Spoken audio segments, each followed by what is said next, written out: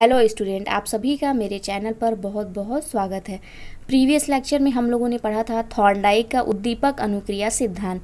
इस लेक्चर में हम लोग पढ़ेंगे पावलोव का क्लासिकल अनुबंधन सिद्धांत। जो पावलोव थे वो रूस में पैदा हुए थे। ये एक रूसी मनोवैज्ञानिक थे। इन्होंने कुत्ते पर प्रयोग किया था। इस सिद्धांत का अन्य नाम है अनुकूलित अनुक्रिया सिद्धांत। इसे CRT थ्योरी कहते हैं।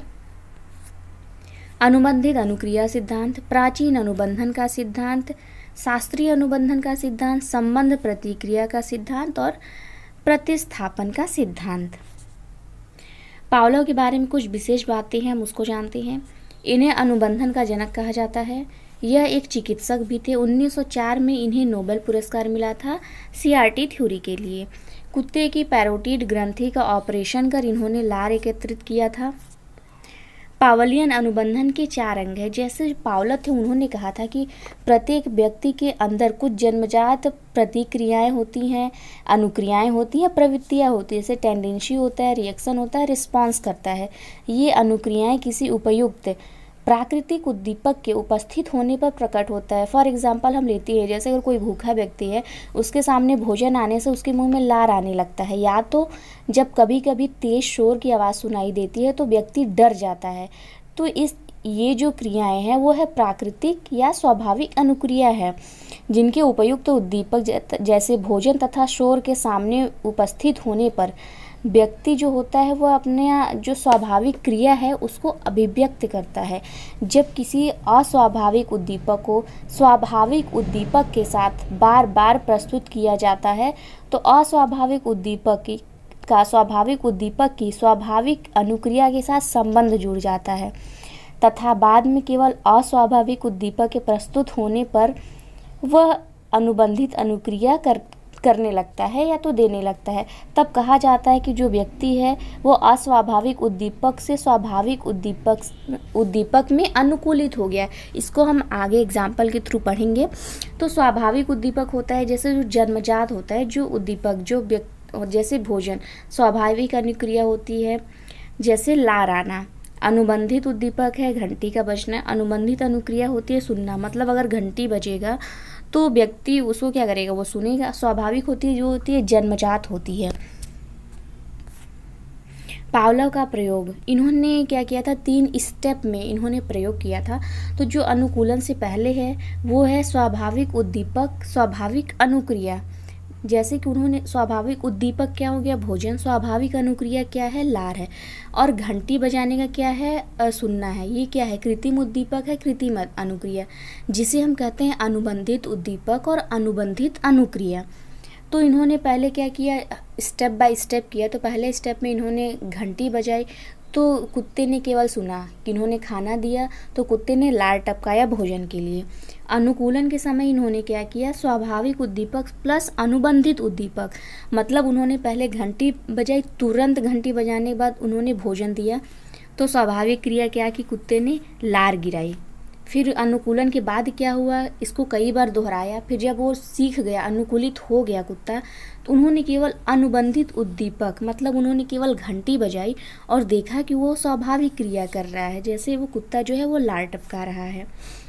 3 परिस्थितियाँ इसको हम फिर से देखते हैं। जैसे इन्होंने घंटी बजाई तो ये केवल सुना, लार टपका नहीं। भोजन दिया तो भोजन देने पर लार टपका। ये था अनुकूलन से पहले जो इन्होंने अनुभव किया। अनुकूलन के दौरान इन्होंने क्या किया, पावलोव ने, कि घंटी बजाई तत्पश्चात भोजन दिया तो घंटी बजने पर ही क्या हुआ, लार टपकने लगा। अनुकूलन के पश्चात क्या हुआ कि केवल घंटी बजाई तभी कुत्ते का लार टपक गया। मतलब अनुकूलन के दौरान जो सेकंड है उसमें क्या किया इन्होंने कि घंटी बजाई और हाफ सेकंड के बाद उन्होंने भोजन दिया तो कुत्ता लार टपकाने लगा। तो कुत्ता क्या सोचने लगा कि घंटी बजाने से वो ये सोचने लगा कि हमें अब खाना मिलेगा, तो इस वजह से उसका लार टपकने लगा। इसी वजह से जैसे अनुकूलन हो गया तो सिर्फ घंटी मात्र की आवाज़ पर ही जो कुत्ता था वो लार टपकाने लगा। स्वाभाविक उद्दीपक जैसे अनकंडीशनल स्टिमुलस भोजन है, ठीक है, स्वाभाविक अनुक्रिया कर रहा है, लार का आना। और जो सेकेंड स्टेज है ये फर्स्ट है, ये सेकेंड है, थर्ड है। अस्वाभाविक या अनुबंधित या अनानुबंधित उद्दीपक जैसे घंटी बजना प्लस भोजन, ये क्या कर रहा है, लार का आना। अस्वाभाविक उद्दीपक है घंटी बजना, और ये क्या कर रहा है, स्वाभाविक अनुक्रिया कर रहा है, अनुकूलित अनुक्रिया या अनुबंधित अनुक्रिया, जो कि है लार का आना। अनुबंधन की 4 दशाएं हैं। स्वाभाविक उद्दीपक एवं अनुक्रिया का एक निश्चित क्रम होना चाहिए। पहले अस्वाभाविक उद्दीपक, तदुपरांत स्वाभाविक उद्दीपक प्रस्तुत करना चाहिए। मतलब अगर हमें अनुकूलन करना है, अनुबंधित करना है, तो सबसे पहले जो उद्दीपक है वो हमें अस्वाभाविक उद्दीपक प्रस्तुत करना चाहिए, फिर स्वाभाविक। अस्वाभाविक इसमें क्या था, घंटी का बजना, फिर उसके बाद वो भोजन देते थे। तो पहले अस्वाभाविक उद्दीपक देना चाहिए, उसके पश्चात स्वाभाविक उद्दीपक। स्वाभाविक उद्दीपक अधिक शक्तिशाली होना चाहिए। अस्वाभाविक उद्दीपक को स्वाभाविक उद्दीपक के साथ कई बार दोहराना चाहिए, तभी उसका अनुबंधन हो पाता है। अनुबंधन के समय कोई बाह्य अवरोध उपस्थित नहीं होना चाहिए। ये अनुबंधन की 4 दशाएं हैं। अनुबंधन के सिद्धांत, इसमें कुछ वर्ड्स हैं जो हमें पढ़ने हैं, जैसे है उत्तेजना। अनुबंधित उद्दीपक को प्राकृतिक उद्दीपक के साथ बार बार प्रस्तुत करने पर प्राणी में उत्तेजना उत्पन्न हो जाती है, जो उसे अनुबंधित अनुक्रिया करने के लिए तत्पर करता है। विलोपन, अनुबंधन के पश्चात जब अनुबंधित उद्दीपक के उपरांत अगर प्राकृतिक उद्दीपक नहीं दिया जाता, धीरे धीरे अनुक्रिया नहीं होती है। विलोपन में ये होता है, जैसे हमने क्या किया, घंटी बजाया फिर भोजन दिया, तो अनुबंधन हो गया, तो वो घंटी बजाने पर ही क्या हो रहा है, लार गिरा रहा है। लेकिन अगर हम इसको 2-3 बार करने लगे कि घंटी बजा रहे हैं लेकिन खाना नहीं दे रहे हैं, तो जो अनुबंधन है वो समाप्त हो जाएगा, उसका विलोप हो जाएगा। इसी को कहते हैं विलोपन, कि मतलब कुछ टाइम अगर हम प्राकृतिक उद्दीपक नहीं देंगे तो धीरे धीरे अनुक्रिया होना बंद हो जाएगा।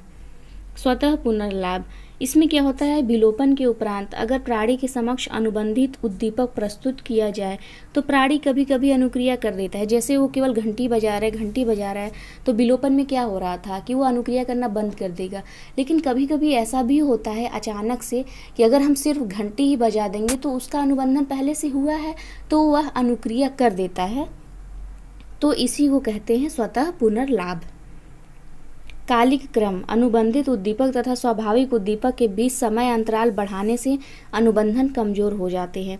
इसका जो समय अंतराल है वो है ½ सेकेंड। अगर हम ½ सेकेंड से ज़्यादा इसका समय अंतराल बढ़ाएंगे तो जो अनुबंधन है उसका वो कमजोर हो जाएगा।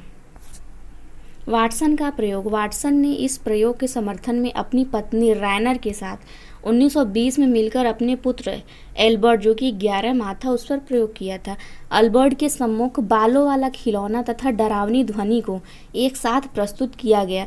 परिणाम स्वरूप अल्बर्ट डरकर रोने लगा। कुछ समय बाद यह देखा गया कि अल्बर्ट के सामने जब भी कोई बालों वाली वस्तु प्रस्तुत की जाती थी तो अल्बर्ट डरकर रोने लगता था। यह सब अनुबंधन के कारण होता है, ये वाटसन ने कहा था, ये वाटसन का प्रयोग था।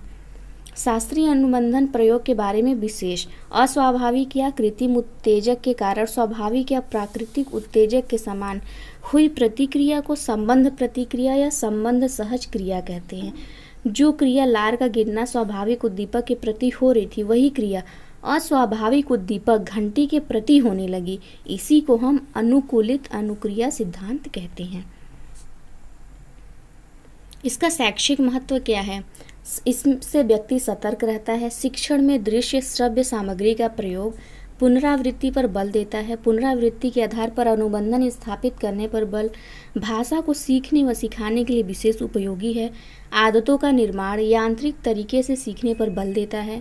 इसी प्रकार बालकों में प्रेम व घृणा का विकास होता है। भय संबंधित मानसिक भ्रांतियों को दूर करने में सहायक होता है। इस सिद्धांत के अनुसार बालकों से कभी भी ऐसे शब्दों की पुनरावृत्ति न करें जो कुंठाओं में बदल जाए। अब हम पढ़ेंगे जो क्लासिकल अनुबंधन सिद्धांत है, इसको जो अन्य नाम से जानते हैं वो क्यों जानते हैं उसको हम समझेंगे। अनुकूलित अनुक्रिया सिद्धांत, इसको हम कैसे समझेंगे?